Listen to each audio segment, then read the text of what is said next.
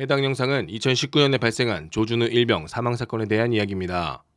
조준우 일병은 군에서 일반 사망 판정, 즉 개인의 사유로 인한 안타까운 선택으로 결론지었으나 1년 뒤 어머니 강경화님의 혼자의 힘으로 조준우 일병 사망이 부대 내 가혹행위로 인한 것으로 밝혀내 조준우 일병은 순직 보훈 처리되었습니다. 순직 보훈으로 받은 보상금 전액을 강경화 어머니는 조준우 일병이 입대 전 다녔던 서울대 수리학부에 전액 기부했으며 매달 나오는 보훈연금도 매달 어려운 대학생에게 장학금으로 기부되고 있습니다.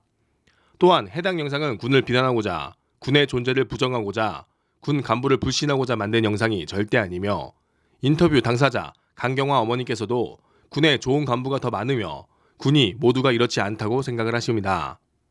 해당 영상을 통해 우리 군이 다시는 이러한 과오를 저지르지 않고 선진 강군이 되길 간절히 희망하는 영상임을 알아주시면 감사하겠습니다. 병사들을 어떤 인간으로서 본 것이 아니라 죽고 나면 다시 그 보급되는 총 하나보다도 낮게 본 거죠. 총이 하나 분실되었으면 이렇게 그냥 덮이고 넘어갔을까요?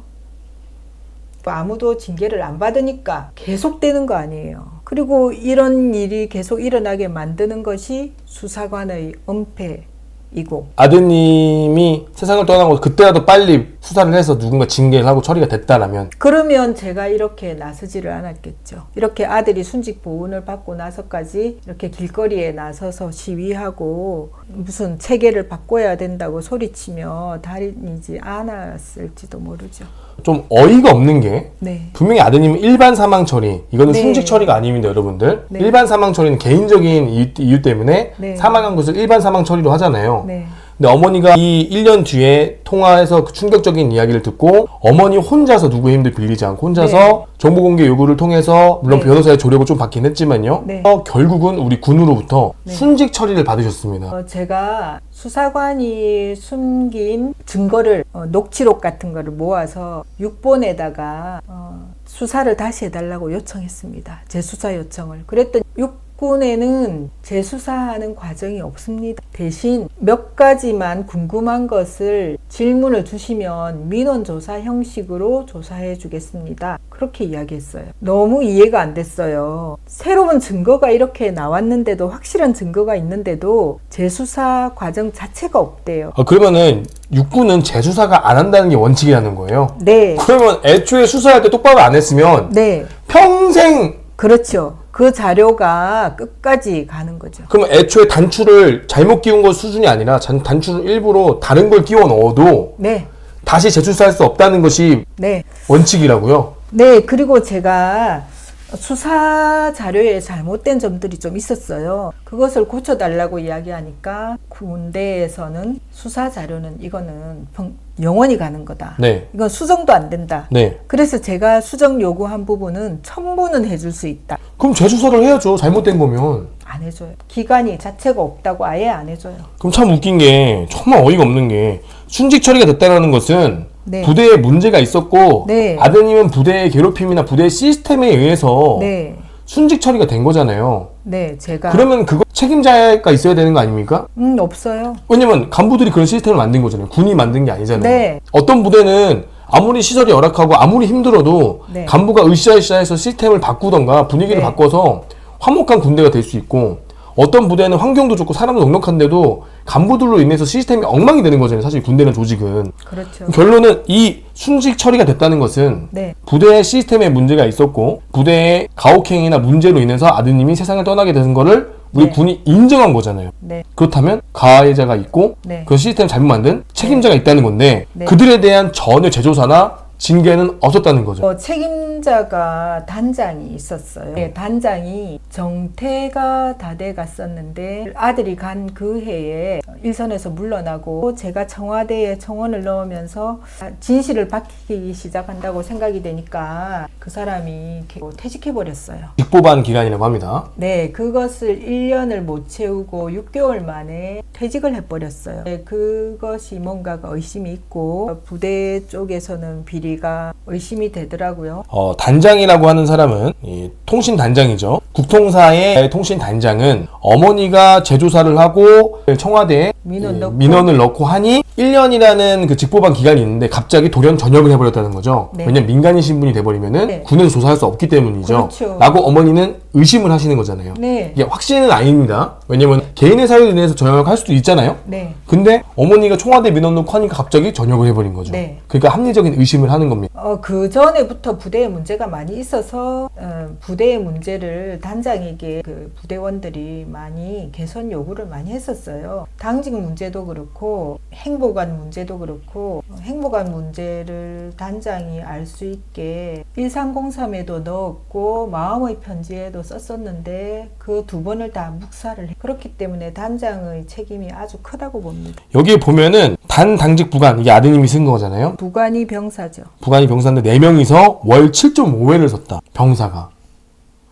딴 데 보시면 여러분은 간부, 군무원 이렇게 되어 있어요. 병사가 있는 곳도 있고. 근데 병사로만 구성되어 있는 4명이 월 7.5회. 이건 살인적인 스케줄입니다. 이미 살인적인 스케줄인 걸 알고 있었고 대부분 이렇게 피로가 쌓이고 힘들면 내부 안에서 부조리가 생길 수도 있는 거죠. 그렇죠. 그러면 다 예민해지고 다 힘들죠. 스스로 애들도 힘들죠. 근데 이거가 아드님이 사망하고 나서 개선안이 보고가 된 거잖아요. 네, 뒤에 있어요. 그럼 애초에 이런 문제도 알고 있었다는 거고요. 그렇죠. 단장이 알고 있었죠. 그러면서 이거를 여러 번 회의를 했다고 했어요. 그런데도 안 고쳤다고 했어요. 단장이. 병사들이 그렇게 이야기를 했어요. 녹취록에도 있고. 아드님이 사망하기 전에 네. 분명히 우울증도 있었고 너무나 힘들었고 네. 첫 휴가 때 그런 생각을 한 거 아니겠습니까? 그럼 분명히 얼굴색이나 모든 신체적인 변화가 있었을 거란 말이에요. 네.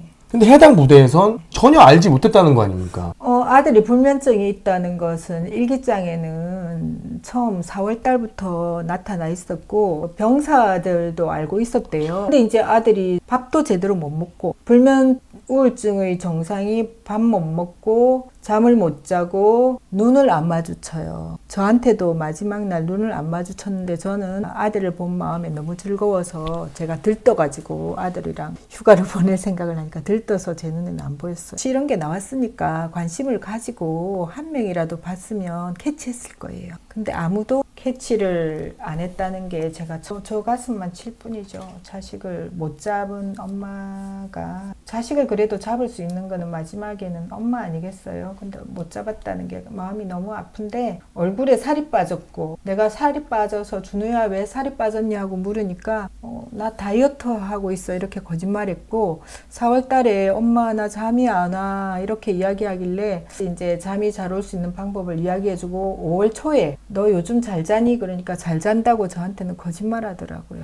그래서 잘 잔 줄 알았는데 일기장에 보니까 전혀 못 잤다는 걸 알았고 병사들도 알고 있었다는 사실을 1년 뒤에야 병사들을 만나서 알았고요. 근데 이제 아들이 존다고 조는 것만 지적해. 또 저 사람은 아들 존다고 아들한테 구박만 하고 본인으로서는 엄청 괴로웠던 거예요. 아드님은 우울증으로 해서 불면증과 식욕 부진으로 해서 기운도 없고 그러니까 임무 수행 중에 졸 수밖에 없죠. 왜냐? 지통실 근무가 좀 조용하거든요. 그러면 좀 졸았다고 혼나고 네. 또 스트레스를 받고 잠을 못 자고 그러면서 또 주 3일 당직까지 지키고 그래도 퐁당 근무를 쓰고 그리고 낮에 자려고 오면 햇빛이 쨍쨍 들어오고 네. 조치는 안 해주고 내 마음은 더 낙담할 수밖에 없고 아 나는 바꿀 수 있는 게 없구나라는 생각도 들면서 나는 힘들어 죽겠는데 또 근무는 세우고 잠은 자고 싶은데 해는 들어오고 밥은 먹고 싶은데 밥도 안 넘어가는데 밥도 제대로 신경도 안 써줬잖아요. 이 이야기를 못하는 것도 있는데 밥도 제대로 신경 안 써서 아드님이 일기장에 멸치가 둥둥 떠다니는 밥을 먹었다. 왜냐 아드님이 지휘통제실을 지키는 병사였기 때문에 항상 맨 마지막에 밥을 먹었다고 합니다. 왜냐 지통실을 지키고 마지막 막내여서 교대해주고 먹으려고. 그 부대 전체의 분위기 문제였어요. 뭐 행보관은 문제가 있다고 생각합니다. 행보관은 계급이 중사였죠. 네. 그리고 중대장은 본부대장은 네, 본부대 중위였습니다. 실권은 행보관이 쥐고 있는 거예요. 말 그대로 네. 제가 흔히 많이 보는 건데 이런 경우가 네. 잡아먹힌 겁니다. 네, 그렇죠. 행보관이 거의 실질적인 중대장인 거고 네, 이 중위는 네, 대대장님한테 오더나 받아오는 네, 그 이상 네. 그 이하도 아닌 사람이 돼버린 거죠 스스로가. 네, 네, 그렇죠. 본인도 편하고 네, 그냥 네. 알아서 해주니까요. 네, 네, 네. 그러다 보니 병력한테 관심도 없고 네, 관심도 없고. 책임도 못 지고. 그래서 어머니한테 혹시 사과라도 했습니까 이 친구가? 본부대장으로서? 본부대장한테 제가 연락을 한번 하기는 했었는데 최초에 나온 수사 자료대로만 믿고 저한테 어떻게 보면 우리 준우가 자기 자신의 장기 복무를 막는 존재가 되었잖아요. 그래서 원망을 하는지 수신 차단을 하더라고요. 그리고 카톡을 보내도 제가 왜냐면 본부대장이니까 내용에 대해서 증거를 많이 얻을 수 있잖아요. 그래서 협조를 위해서 또 전역을 했으니까 또 더 말해주기가 쉽잖아요. 그래서 연락을 했는데도 전혀 반응도 안 하고 지금 통화도 안 돼요. 사과 한 번 안 했죠? 네, 사과는커녕 아예 이게 어머니 전 너무 분노하는 거예요. 행복한도 나쁜 사람입니다. 근데 본부 대장은 대장이잖아요. 네. 이 장이라는 것은 리더거든요, 리더. 장이라는 것은 녹색 견장을 껴요. 이것은 책임과 권한이 있는 겁니다. 근데 행복관은 담당관 같은 거예요. 관과 장은 달라요. 장이 훨씬 더 높은 겁니다. 그거에 대한 책임도 하나도 지지도 않고 심지어 자기가 데리고 있는 부하에 대해서 책임도 못 지고 부모님에게 사과도 못하고 오히려 회피하고 자기 잘못이 아니라고 생각을 하고 원망하는 것 같아요. 이 정신병자는 이거 나쁜 놈이에요. 어머니 이거 윤희병이랑 똑같은 사건이에요. 전 이게 분노하는 거예요. 만약 이 친구가 정신을 차렸다면, 이 친구가 애초에 그 행복안의 만행을 중간에 저지했다면, 혹은 아이들 편을 좀 들어줬다면, 한 조금이라도 케어해서 어머니한테 전화라도 몇 번 더 해줬다면, 이 사람하고는 전 통화해 본 적도 없어요. 본부대장이랑요? 네. 전입했을 때부터 끝까지요? 네. 그러니까 이 본부대장도 죄인이에요, 어머니. 아, 이 행복안만 생각하지 마세요. 본부대장도 죄인입니다. 이걸 방관한 리더잖아요. 방관한 리더가 본부대장이에요. 본인이 스스로 책임져야 되는 거 알기 때문에 차단했을 수도 있어요. 말이 됩니까? 자기 부하가 죽었는데 어머니가 혼자서 스스로의 힘으로 순직 처리까지 하시고 근데 아드님 생명값으로 받은 보상금도 전부 또 기부하셨잖아요. 보통 우리가 엄마들이 아들의 순직을 밝히기 위해서 싸우면 돈 때문이라고는 생각을 많이 해요. 그렇게 생각하는 일부 사람들이 있습니다. 네, 그리고 이제 실제 기사의 댓글에도 그런 악플이 달리기도 하고 그런데 저는 돈 때문이 아니라는 것을 보여주기 위해서 기부한 건 아니에요. 제가 아들의 목숨값으로 나온 돈을 쓸 수는 없었어요. 한 푼도 쓸 수가 없었어요. 그리고 아들 보훈연금도 어떻게 제가 그 돈을 받아서 제가 쓰겠어요. 그래서 아들이 좋아하던 그 학교의 후배들이 좀 도움이 되라고 학교에다가 기부를 했죠. 저는 이 문제의 핵심을 본부대장이나 행보관 이런 사람들의 잘못이 있다고 생각도 하지만 이런 사망 사건이 일어났을 때 군 자체가 다 은폐 조작해서 덮어주고 잘못한 간부들을 보호해주기 때문에 수사한 검찰의 문제가 있고 국방부 자체의 문제가 있다고 생각을 합니다.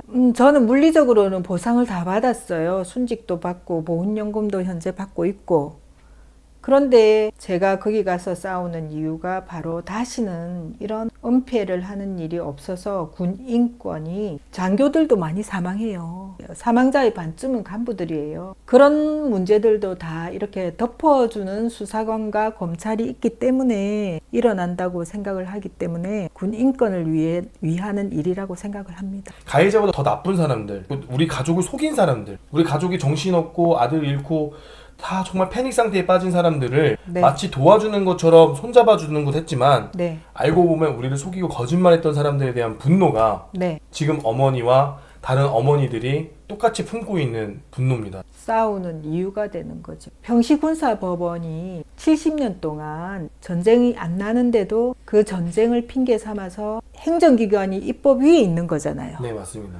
그게 잘못된 구조 같아요. 네, 그래서 이 무소불위의 거대한 괴물이 되었어요. 그래서 평시에는 군사법원이 밖으로 나와야 된다. 전시회나 아니면 특별한 경우에만 이 군사법원이 군 안에서 작동해야 된다고 생각을 해요. 하다못해 군 사망 사건이라도 안에서 이렇게 수사하는 것이 아니고 밖의 외부의 수사권을 가진 기관에서 수사를 할 수 있어야 된다고 봅니다. 군 검찰의 수사가 정말 70년 동안 만들어지고 지금까지 세월 동안 전쟁 이후 70년 동안 맞아요. 가족을 속이고 이렇게 은폐하는 거에 대한 이 완전히 고수의 경지에 이를 정도로 이거에 대한 어머니들이 분노를 하기 때문에 이런 주장을 하시는 70년 동안 노하우를 군은 많이 축적했죠. 노하우? 우리는 평생에 처음 당한 일이에요. 그리고 자식을 간 상태는 거의 한 1년간 정신이 마비된 상태거든요. 그럼 이게 대적이 안 되는 거예요. 그러니까 속을 수밖에 없는 구조네 완전. 네. 그러니까 못해도 군 사망 사건만은 밖에서 수사권을 가진 기관에서 해줘야 돼요. 다른 건 몰라도. 왜냐? 죽은 자는 말을 못 하잖아요. 죽은 자는 자기가 당한 거를 뭘 당했는지 말을 못 하는 아들이 군대에 모든 흔적을 남겨놓고 죽었기 때문에 우리는 군에 들어가 볼 수도 없어요. 수사 자료도 걔네들이 다 가지고 있어요. 은폐하려면 얼마든지 은폐할 수 있어요. 그럼 우리는 뭘 할 수 있느냐? 밖에서 나온 그나마 작은 흔적들, 그것 가지고 이걸 밝혀낼 수밖에 없는데 이건 대적이 안 되죠.